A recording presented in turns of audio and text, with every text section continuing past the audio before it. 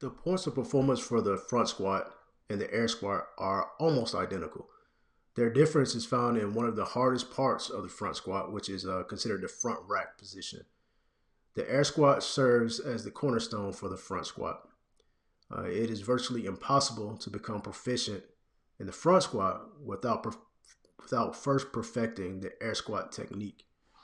Today, we assess these two movements, the front squat and the air squat, and provide feedback for progressing athlete zero from one of these movements, which is the air squat, to the most difficult squat variation.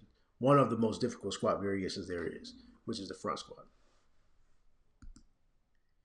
Here we have athlete zero. He's a 46-year-old male that is 68 inches tall and weighs approximately 193 pounds. From elementary school into his mid 30s, he actually enjoyed living an active and athletic lifestyle. He participated in some combination of track and field, basketball, and football during those years. And following his athletic career, he continued to play intramural sports after he joined the military. However, he has not participated in a regular fitness or sports program for about 15 years. In addition to his athletic background, he received a degree in sports and health sciences. Therefore, he has an experiential and academic knowledge of motor learning. Today, his fitness level is well below what he desires. And after becoming familiar with CrossFit's definition of fitness, he joined the gym and began training. His goal is to achieve CrossFit's definition of virtuosity, which is like the autonomous stage of learning. However, Athlete Zero quickly realized that he lacked the motor skills needed to move with accuracy and speed. Thus, his workout intensity was poor. Because of that, he sought individualized coaching to improve his health and move his fitness toward virtuosity. Athlete Zero has sustained a fracture of his L4 while playing high school football and a stress fracture of his L3 about 6 years ago while performing powerlifting. According to athlete feedback, 31% of strains, sprains, and tendonitis injuries sustained by weightlifting athletes come from technical errors. And based on Athlete Zero's previous lumbar spinal injuries, it's imperative that he receives sound technical training to avoid further injuries. So this project is sought to progress Athlete Zero from the air squat to the front squat.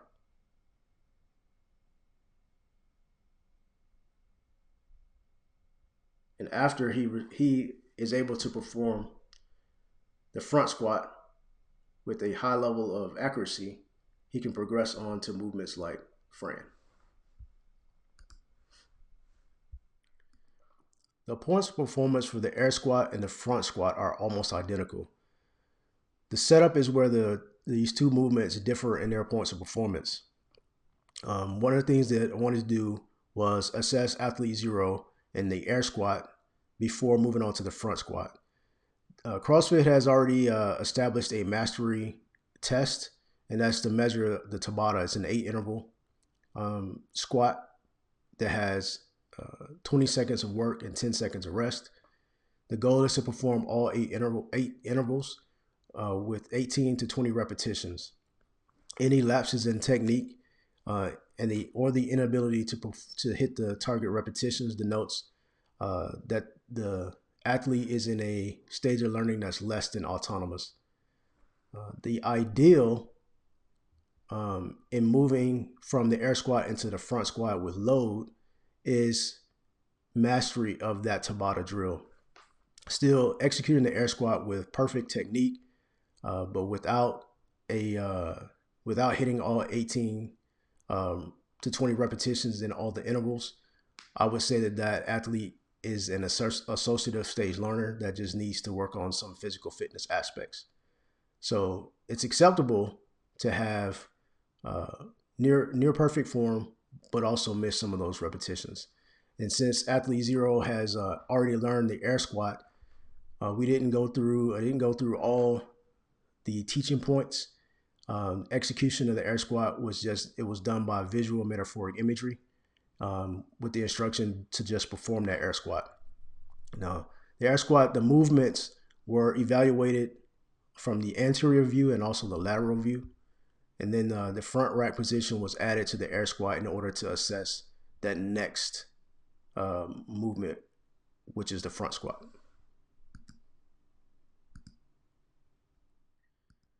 The front squat was evaluated against Glassman's 2020 points of performance. They were categories were the setup, the execution, and the finish. And in the setup, you have the shoulder width stance, you have a loose fingertip grip on the bar, you have hands just outside the shoulders, and you have your elbows are high where their upper arm is parallel to the ground. In the execution portion, the hips descend back and down, their lumbar curve maintains curvature, lumbar spine maintains curvature, the knees stay in line with the toes, and the hips descend lower than the knees, and the heels stay down. The finish phase only has 1 point of performance, and with that phase, it's the movement should be completed with full hip and knee extension. In addition to the segments in addition to Glassman's points of performance, there were lumbar specific or spine specific points of performance that were also included because of athlete zero's previous injury history. And those parts were for the head. It should stay in a neutral position when compared to the spine. The neck should be in line with the torso. Then you have the thoracic spine, which is that's slightly extended and rigid to maintain its natural curvature. And then it should be a slight lordotic curve in the lumbar spine.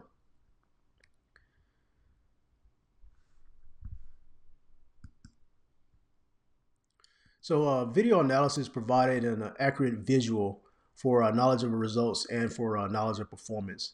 The ideal result for the air squat is, of course, the mastery of the technical movement and execution of the 8 interval Tabata. However, several important areas of movement were identified, including a narrow stance, hands outside shoulders. The upper arm failed to remain parallel to the ground on descent. The head also dropped, placing the line of sight toward the ground instead of straight ahead, and the lordotic curve was lost once the hips ascended below the knee joint. So instead of coaching every error in the points of performance, the errors holding the largest concern of injury were the ones that were corrected.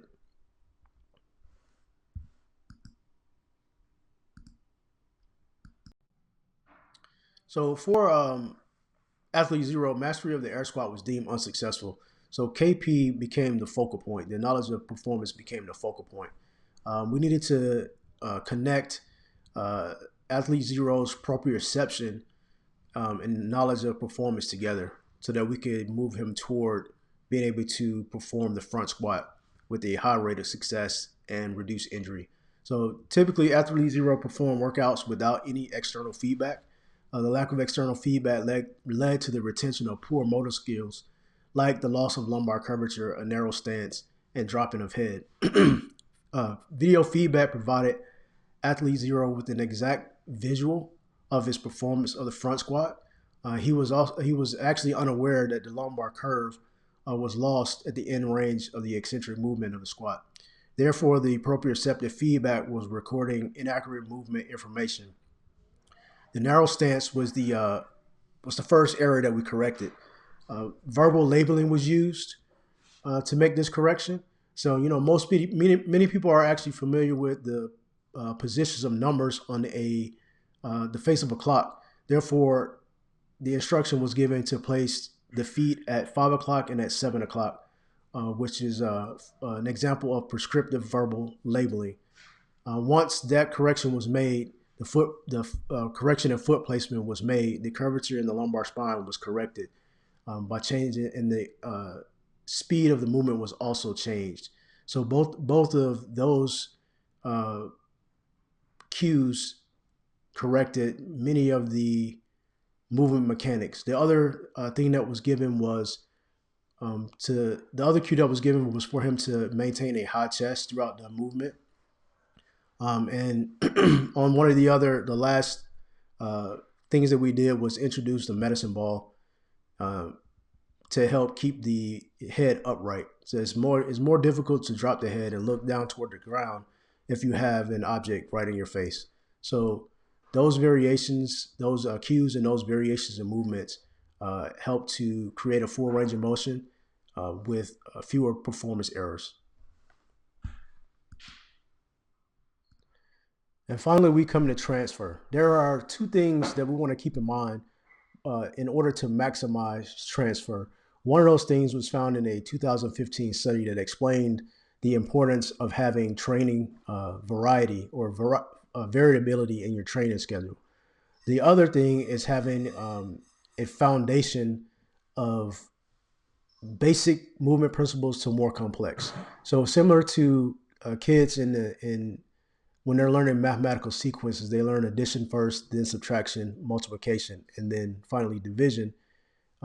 Movement patterns are very similar if we want to maximize transferability. So one of the things that we can take into account for is kinematic similarity in doing this. So kinematic similarity actually makes it much easier to transfer motor skills from one motor movement to another.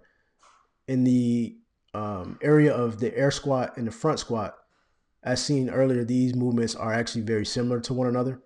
So one of the things that we want to do is uh, maintain that basic build from air squat to front squat to overhead squat and any other complex variation of the squat, and combine that with some variability in the practice schedule. So, for example, we don't have to stay so stuck in like never introducing new movements, because the overhead squat is actually one of the things that helps with mobility when you're doing front squat. Bar holds is another thing. Working on the mobility of your hip flexors. Deficiencies in core strength are also things that we can change up in our practice schedule. We can vary in the practice schedule to actually improve transfer between motor skills.